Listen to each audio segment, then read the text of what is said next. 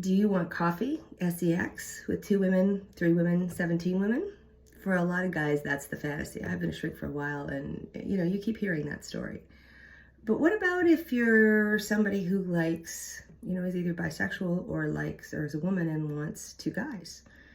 It's actually usually the first thing that happens because it's easiest, right? It's the easiest thing to find. I always say to somebody, if I ask to borrow an appendage, go out on the street, excuse me, can I borrow your appendage?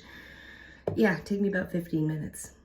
And it's easy to find on any, SDC, AFF, whatever. It's easier to find, and there's a lot of single guys looking to play with couples. And for a lot of guys, because they think that's hot, if your partner thinks that's hot, there's not the jealousy. Because more women are, and sometimes it's 50-50, but in my experience, it's harder to have another woman into the menage. It's also said, so it's easy, it's not as jealous, and it's usually, for a lot of people, it's their first step, right? How they do that, and where do they go with that? So, I don't know. It's an interesting process to talk about that, right? To talk about, is 3 a crowd? I don't know. For some people, it's trying to step into that.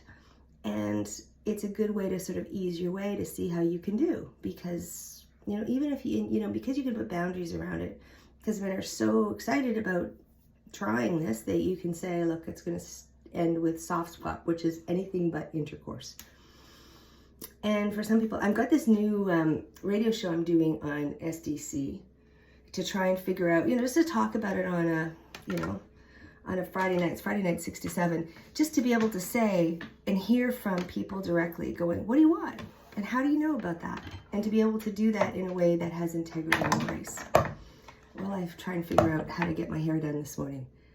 I'm Sue, and I've got more.